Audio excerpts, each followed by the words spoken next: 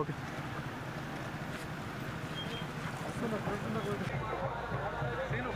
भैया फोन इंजा करा ब्रदर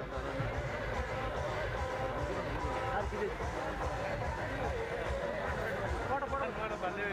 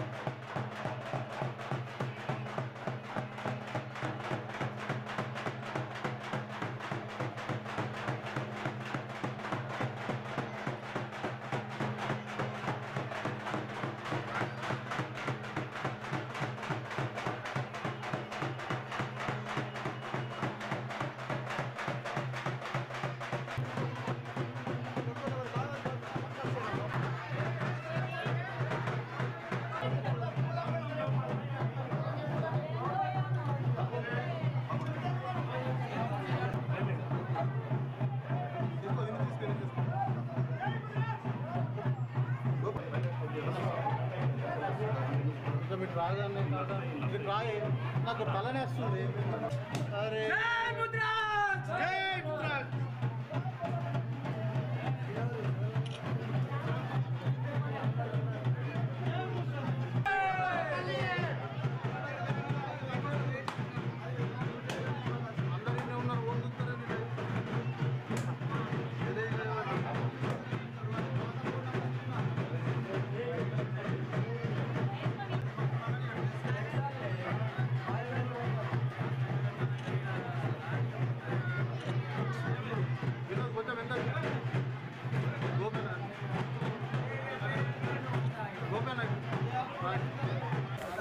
మొత్తం జమ చేసిన డబ్బులు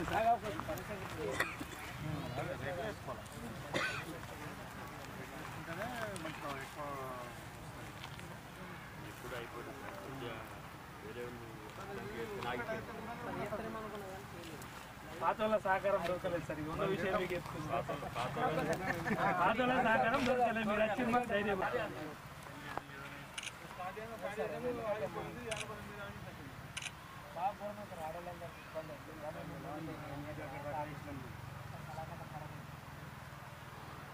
కంప్లీట్ అయితే సార్ వేరే కులాల్లో కూడా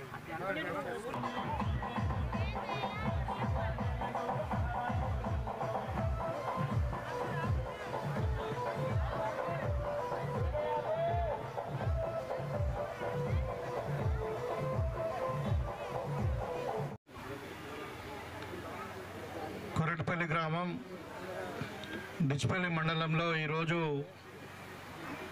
మన ముదిరాజు సోదరులు నిర్వహించుకున్నటువంటి పెద్దమ్మ తల్లి జాతరలో మరి బోనాలతో పాటు ఊరి పొరిమేరల నుండి మీ ద్వారా గుడికి రావడము మరి చాలా నిజంగా నా పూర్వజన్మ సుకృతంగా నేను భావిస్తూ ఉన్నా.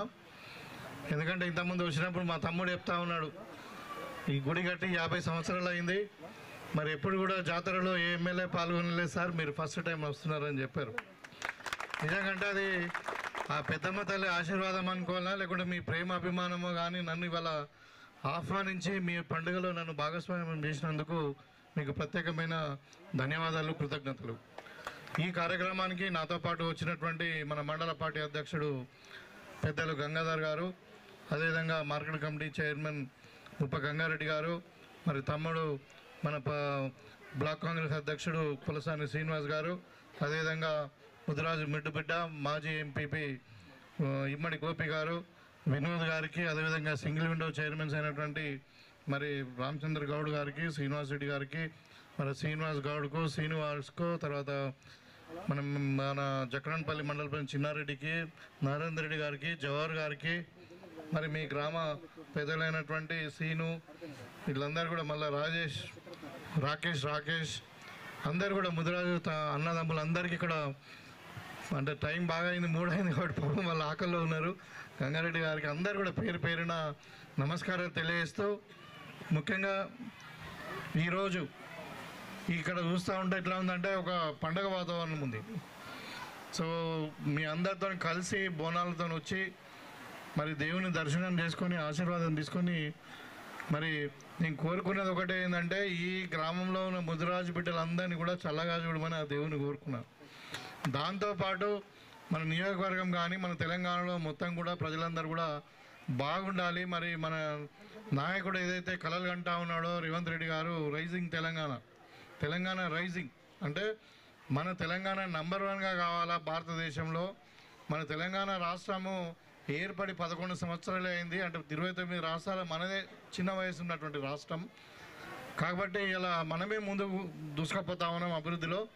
మరి తప్పకుండా దేశంలో నంబర్ 1 తెలంగాణగా రాష్ట్రంగా చెందాలంటే మరి ఆ పెద్దమ్మ తల్లి దయ కంపల్సరీ ఉండాలి. కాబట్టి మరి నాయకుడు కోరుకున్నటువంటిది జరగాల. మరి ముఖ్యంగా మరి నేను ఆ రోజు అంటే ఎన్నికల్లో భాగంగా గడప గడపకు కాంగ్రెస్ ప్రోగ్రాం వచ్చినప్పుడు ఇక్కడ పెద్దమ్మ తల్లి జాతరలో ఇక్కడికి రావడం జరిగింది, ఇక్కడ మైలారంకి వెళ్ళి. ఆ రోజే దేవుని మొక్కుకున్నాం మీ అందరు కూడా. మరి సార్ అంత కొంతమంది మరి యాదృచ్ఛికమేమో కానీ మనసులో ఉన్న మాట చెప్పారు, సార్ ఈసారి ఖచ్చితంగా ఇక్కడ కొబ్బరికాయ కొట్టండి, పెద్దమ్మ తల్లిని మొక్కండి, మీరు ఖచ్చితంగా గెలుస్తారని చెప్పి మన వాళ్ళు అన్నారు. సో వాళ్ళ వాక్ బలమో ఏదో కానీ మరి మీ అందరి దయతోని ఇలా నేను భారీ మెజారిటీతో కాంగ్రెస్ పార్టీ ఎమ్మెల్యేగా మీ ముందు నిలబడ్డా. సరే ఇవాళ గెలిచి 14 నెలలు అయింది. ఇవాళ మీ ఉత్సవంలో పాల్గొనడం చాలా సంతోషంగా ఉంది. అయితే కొరట్పల్లి గ్రామం మట్టుకు నేను అంటే ప్రత్యేకత ఉంది. ఎందుకంటే ఇది మనకు డిచ్పల్లి అంటేనే ఉద్యమాల గడ్డ, తెలంగాణ ఉద్యమంలో. అయితే ఇక్కడ ఇది నార్త్ ఈస్ట్ కార్నర్, ఇది చివరి గ్రామం, ఈస్ట్కి ఉంటుందని చెప్పి ఏదైనా ఇక్కడనే స్టార్ట్ చేసేటోళ్ళం మేము తెలంగాణ ఉద్యమంలో. తర్వాత మరి ఈ గ్రామం అంటే ప్రత్యేకమైన అభిమానం నాకు. ఇప్పుడు ఎన్నోసార్లు అక్కడ కూడల దగ్గర మీటింగ్లు పెట్టినాం, అన్నీ చేసాము. అయితే ఈ గ్రామంలో నేను ఎమ్మెల్సీగా ఉన్నప్పుడు మరి అదే అభిమానంతో మన ముదిరాజ్ సోదరుగా అప్పుడు ఎమ్మెల్సీ ఉన్నప్పుడు తక్కువ ఫండే ఉంటుంది, 3 కోట్ల రూపాయలు సంవత్సరానికి. మనకేమో మరి 100 గ్రామాలు ఉన్నాయి, 120 తాండాలు ఉన్నాయి, మరి పెద్ద కాన్స్టిట్యున్సీ. మరి అందరికింత ఏమంటారు, అది మజ్జిగ పలసగా అయితే అన్నట్టు మంది ఎక్కువ అయితే అట్లా ఉండే పరిస్థితి. కాబట్టి అయినా కానీ మీ కొరట్పల్లికి ప్రత్యేకంగా మా ముదిరాజ్ సోదరులకు ఒక 3 లక్షల రూపాయలు ఇవ్వడం జరిగింది. అదేవిధంగా ఇక్కడ ఒక 10 లక్షల రూపాయలు సీసీ రోడ్స్ ఇవ్వడం జరిగింది. శ్మశాన వాటిక కూడా నేనే భూమి పూజ చేసినప్పుడు నా కాంట్రిబ్యూషన్ పెట్టి ఇచ్చినాం. మళ్ళీ ఎస్సీ సోదరులందరూ కూడా ఒక 40 ఏళ్ళ కల వాళ్ళది హైటెన్షన్ వైరు ఇండ్ల మీదకి వెళ్ళి తీసేయాలంటే అది తీసేసాము. ఇంకా ఏదో ఇక చేతనాన్ని కాడికి అప్పుడు చేసాము. సో ఇప్పుడు నేను ఎమ్మెల్యేగా అయిన తర్వాత కూడా మీకు అందరు చూస్తూ ఉన్నారు. ఇప్పుడు ఈ రోడ్డు కూడా రినోవేషన్ మనకు శాంక్షన్ అయితే ఇక్కడ దుబ్బాక వరకు ఇలా బ్రిడ్జ్లన్నీ అయిపోతూ ఉన్నాయి, కల్వర్స్ అని అయిపోగానే రోడ్ కూడా స్టార్ట్ చేస్తాం. అయితే ముఖ్యంగా మీ సోదరులకు నేను చెప్తున్నా, ఇప్పుడు నేను చాలా జాగాలో ఇచ్చినాను. ఇప్పుడు మనం సీతాపేటలు ఇచ్చినాము, ఉన్నాజ్పేటలు ఇచ్చినాము, ముదక్పల్లి ఇచ్చినాము. ఇట్లా ఒక 10-15 జాగాలలో ముదిరాజ్ సోదరులు కమ్యూనిటీ హాల్కి డబ్బులు ఇచ్చినాం నేను ఎమ్మెల్సీగా ఉన్నప్పుడే. ఇప్పుడు కూడా మీకు సరే మీకు అది హాలు చాలా బాగుంది. అది అంటే మంచి పెద్ద దృక్పథంతో అందరికీ మీకు నాకు ఒక నచ్చింది ఏంటంటే, సార్ మా కులం వాళ్ళకే కావాలి, ఇది మేమే వేసుకుంటాం అనలే మీరు. మా ఊళ్ళో కళ్యాణం లేదు, ప్రతి కులం వాళ్ళు ఎవరున్నా పేదవాళ్ళు ఇక్కడ పెళ్లి చేసుకోవచ్చు, ఏదైనా ఫంక్షన్ చేసుకోవచ్చు దేవుని దగ్గర అని అన్నారు చూడు. ఆ మాట నాకు అంటే మీ యొక్క విశాల దృక్పథానికి మరి నిదర్శనం. కాబట్టి నా ఫండ్ నుండి ఖచ్చితంగా మీరు కూడా జమ చేసుకోండి. ఒక 20 lakhs రూపీస్ మీకు ఖచ్చితంగా మీకు వచ్చి ఇచ్చి ఇక్కడ కళ్యాణ మండపం కట్టిపెట్టేట్టు చూద్దాం. నేను వస్తాం, మళ్ళీ మీకు ఇక్కడ ఫౌండేషన్ కూడా వేసుకుందాం. అంటే మా ఫండ్ ప్రొసీడింగ్ తీసుకొని వస్తాం, ఒట్టి కాదు. సో దయచేసి కొంచెం ఓపిక పట్టండి, ఒక 2-3 నెలలు. తప్పకుండా మీ కమ్యూనిటీ మీద ప్రత్యేకమైన శ్రద్ధ ఉన్నది. కాబట్టి ఇవాళ నేను చెప్తా ఉన్నాను, ఇవాళ మీకు ఇంకా కొన్ని అంటే ఇలా అంటే మనము గుడి దగ్గరకు వచ్చినాము, దేవుని కొరకు వచ్చినాం. కాబట్టి ఇక్కడ ఎక్కువ రాజకీయం మాట్లాడకుండా మీకు అందరూ కూడా తెలుసు, కాంగ్రెస్ పార్టీ అధికారంలోకి వచ్చాక 14 నెలలలో ఏమేం చేసింది అన్నది ఇక్కడ చదువుకున్న యువకులు ఉన్నారు, వీళ్ళందరూ కూడా తెలుసు. అయినా కానీ ఒక 2 ముఖ్యలే చెప్తాను నేను. ఇవాళ గతంలో ఎప్పుడు కూడా భారతదేశ చరిత్రలో మనకు స్వతంత్రం వచ్చి 75 సంవత్సరాలు అయింది. 75-76 సంవత్సరాలలో ఎక్కడ కూడా కులగణన జరగలేదు. ఇవాళ రాహుల్ గాంధీ గారి ప్రోత్సాహంతో మన నాయకుడు రేవంత్ రెడ్డి గారు తెలంగాణ ప్రభుత్వంలో కులగణన జరిగింది, సమగ్ర కులగణన. అంటే మీరు అంటే ఎంతమంది జనాభా ఉన్నారు, ఏ కులం వాళ్ళు ఏ విధంగా చదువుకున్నారు, వాళ్ళకు ఆర్థిక స్థితిగతులు ఏంది, సామాజిక స్థితిగతులు ఏంది, ఇవన్నీ కూడా సమగ్ర కుల సర్వే అనేది జరిగిన తర్వాత ఇవాళ ఇంకా త్వరలోనే మీ ముదిరాజులు మొత్తం తెలంగాణలో ఎంతున్నారు, విలేజ్ వైజ్ కూడా లిస్ట్ వస్తుంది, మొత్తం బయటకు వస్తుంది. అది అంటే ఇప్పుడే ఏంటంటే అందులో కొన్ని అంటే ఈ ప్రైవేట్ సీక్రెసీకి సంబంధించినవి ఉంటాయి, మన ఆస్తి వివరాలు అందరు తెలియదు కదా. సో అదంతా వర్కౌట్ చేస్తూ ఉన్నారు. ఆ రోజు సమగ్ర సర్వేలు కూడా మీకు అందరు కూడా తెలుసు, ప్రతి ఇంటికి ఎన్యూమరేటర్స్ వచ్చి ఇంత పెద్ద పుస్తకము 51 ప్రశ్నలు, దాంట్లో ఇంకా సబ్ క్లాస్ తీసుకుంటే 75 ప్రశ్నలతో అందరితో మీకు అడిగిరు. అలా ఆ పుస్తకం మీద మీరు కూడా సంతకం పెట్టిరు, ఎన్యూమరేటర్ సంతకం పెట్టిరు. ఇంత చేస్తే ఇవాళ మన బీసీల జనాభా 56% వస్తే కేటీఆర్ మాట్లాడుతున్నాడు బీసీల జనాభా తగ్గిందని. వాళ్ళు లెక్క చేసినప్పుడు 51% ఉన్నది. ఇక మరి అనుకున్నంత పెరగలేదు అంటే మరి ఇక మన అందరూ మనోళ్ళు నిజంగానే తమ్ముడు అన్నట్టు ఇప్పుడు 2 పిల్లలే కంటున్నారు. అంటే మరి అంటే ఇప్పుడు జనాభా పెరిగింది కాబట్టి అంత సమగ్ర సర్వే చేసి వాళ్ళ దాని ముఖ్య ఉద్దేశం ఏంటిది, ఏదైనా ప్రభుత్వం పరంగా వచ్చే ఉంటే మేమెంతో మనకంత అన్నట్టు వాళ్ళ కాస్ట్ పరంగా వాళ్ళకు ఇది పెట్టడం కానీ లేకుంటే వాళ్ళకు రిజర్వేషన్స్ ఇవ్వడం కానీ ఇదన్నీ చేయడానికే ఇదంతా కార్యక్రమం. కాబట్టి ఇవాళ నేను చెప్పడం కాదు, నేను ఒక ఓసీ బిడ్డగా ఉండి కూడా నేను మీ ఎమ్మెల్యేగా మరి ఇక్కడ బీసీ కమిషన్ వచ్చినప్పుడు మీకు అందరు కూడా డి గ్రూప్ నుండి ఏ గ్రూపులో ముదిరాజులను కలపాలని చెప్పి ఇక్కడ బీసీ కమిషన్ వచ్చినప్పుడు నేను ఒక రిప్రజెంటేషన్ ఇచ్చిన. నేను ఒక్కనే అనుకుంటే ఏ ఒక్క ఎమ్మెల్యే కూడా ఇవ్వలే. అంటే అయితే మీకు ఇస్తే చాలా లాభం అవుతుంది. ఇవాళ ముదిరాజు కార్పొరేషన్ కూడా ఏర్పాటు చేసింది కూడా కాంగ్రెస్ పార్టీ, దాన్ని కూడా స్పెషల్గా డబ్బులు ఇస్తారు. తప్పకుండా ముదిరాజుల మీద స్పెషల్గా మనం డెవలప్ చేసుకుందాం. మీరు ఎందుకంటే చాలా అంటే ఒక విధంగా చెప్పాలంటే ముండోళ్ళు, తర్వాత ఒక విధంగా చెప్పాలంటే అమాయకులు కూడా అంటే మాట మీద ఉంటారు. కానీ పాపం మీకు అంటే ఏమంటారు ఈ కన్నింగ్నెస్ కానీ ఇదంతా ఈ లోపాధికారి ఇదంతా తెలియదు మీకు అంటే అట్లా అన్నట్టు. సో తప్పకుండా ఈ ప్రభుత్వం మీ అందరిని కూడా ఆదుకుంటుందని చెప్పి తెలియజేస్తూ ఇంకొక విషయం కూడా చెప్పాలి. ఇప్పుడు తమ్ముడు చెప్పిండు మన ఇంటింటికి ఇక్కడ దుబాయ్లో ఉన్నారు పాపం భార్య పిల్లల్ని వదిలేసి అని చెప్పి, దాని గురించి కూడా మరి కాంగ్రెస్ పార్టీ ఆలోచించి ఇలా మనకు గల్ఫ్ బోర్డు ఒకటి వస్తూ ఉన్నది, అడ్వైజరీ బోర్డు పెట్టాము, ఒక జీవో కూడా వచ్చింది. దాంట్లో ఎవరైనా మన వాళ్ళు దురదృష్టవశాత్తు చనిపోతే వాళ్ళ కుటుంబాలకు 5 లక్షల రూపాయలు ఇవ్వాలి. తర్వాత ఇవి నిన్ననే వచ్చి మనకు యునెస్కో నుండి యునైటెడ్ నేషన్స్ ఆర్గనైజేషన్ UNO నుండి మనకు వాళ్ళొక స్టడీ చేస్తున్నారు. ఏది అంతర్జాతీయ స్థాయిలో అసలు ఒక మనిషి దేశం అంటే ఊరు వదిలి ఎందుకు పోతుండు బయటకు పోతే అది పక్క రాష్ట్రం పోతుండా. ఇప్పుడు మనకు కొంతమంది మహారాష్ట్ర గుజరాత్లో కూడా ఉన్నారు, కొంతమంది ఏమో పరదేశాల్లో ఉన్నారు.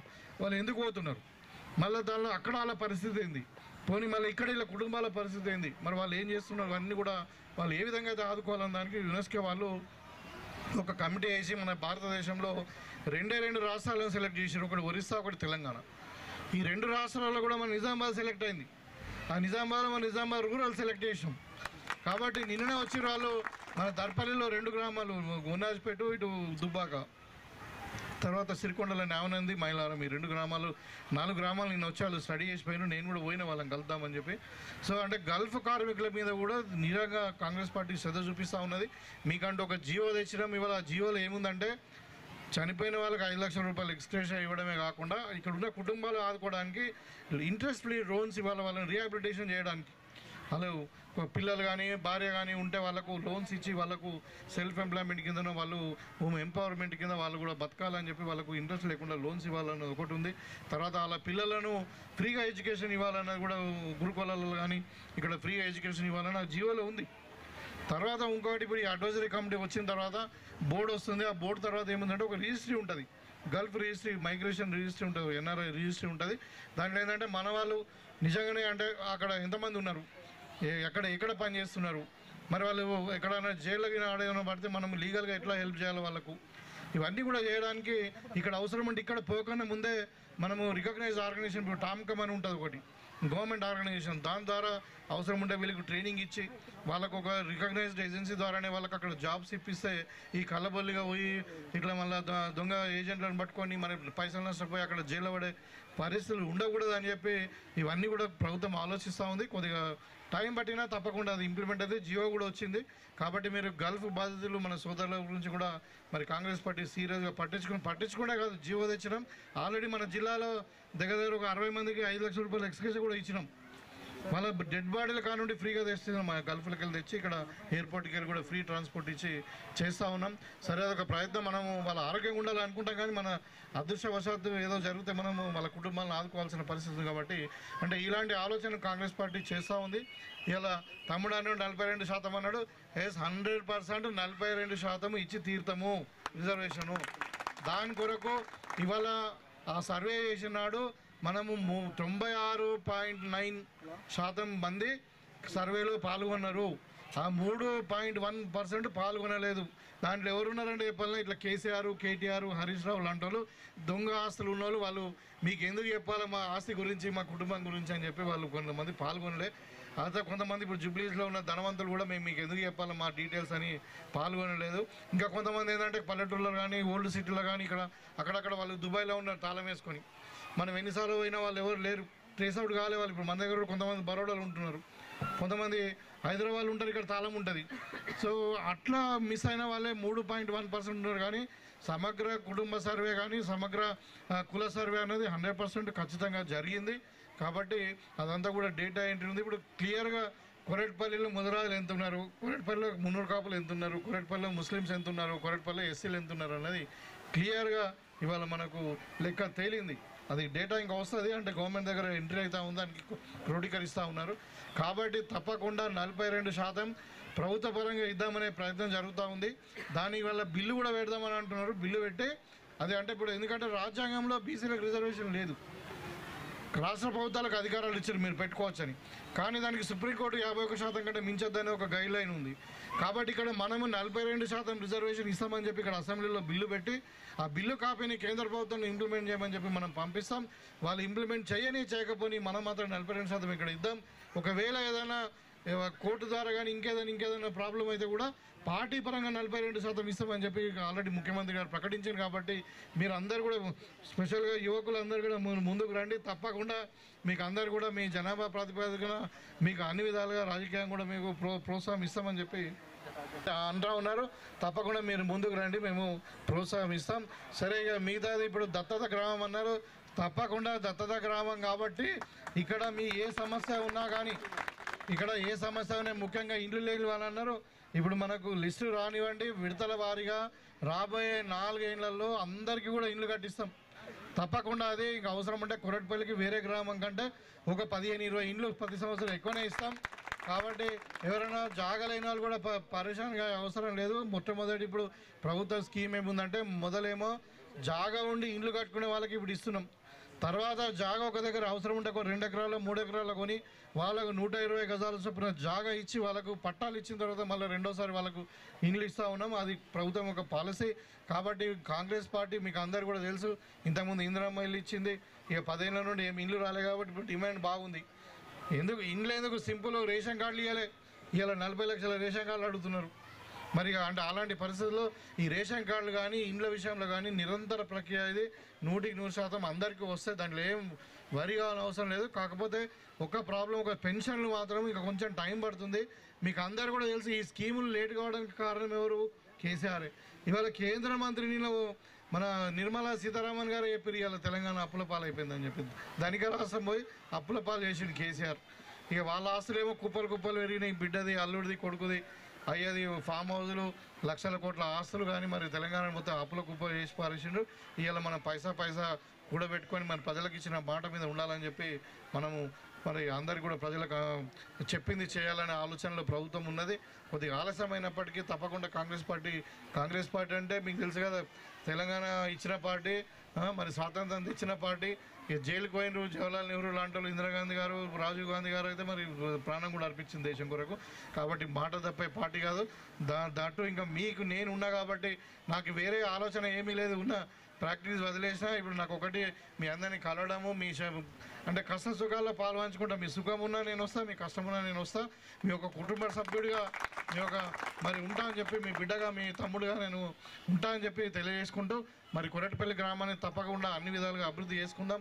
రోడ్లు కానీ ఇంకా ఏ సమస్య ఉన్నా కానీ అయితే ఇనిషియల్ ఇప్పుడు మనకు కొంచెం ఇంకా ఇప్పుడిప్పుడే అంటే గాడిలో పడుతున్నది మన రాష్ట్ర ప్రభుత్వం యొక్క ఎకానమీ. కాబట్టి ఫస్ట్ ఇయర్లో అనుకున్న స్థాయిలో చేయలేకపోయినా కానీ ఇంకా భవిష్యత్తులో తప్పకుండా కొరటిపల్లి గ్రామాన్ని ఆదర్శ గ్రామంగా తీర్చిదిద్దే బాధ్యత నాదే అని చెప్పి ఈ సందర్భంగా తెలియజేస్తూ మీరందరూ కూడా ఇదే ప్రేమ గౌరవంతో నా పట్ల ఉండండి. తప్పకుండా మనం అందరం కూడా కలిసికట్టుగా ఈ గ్రామాన్ని అభివృద్ధి చేసుకుందాం, మన ముదిరాజు కమ్యూనిటీని కూడా అభివృద్ధి చేసుకుందామని చెప్పి కోరుకుంటూ మీ దగ్గర సెలవు తీసుకుంటా ఉన్నాను. జై పెద్దమ్మ తల్లికి.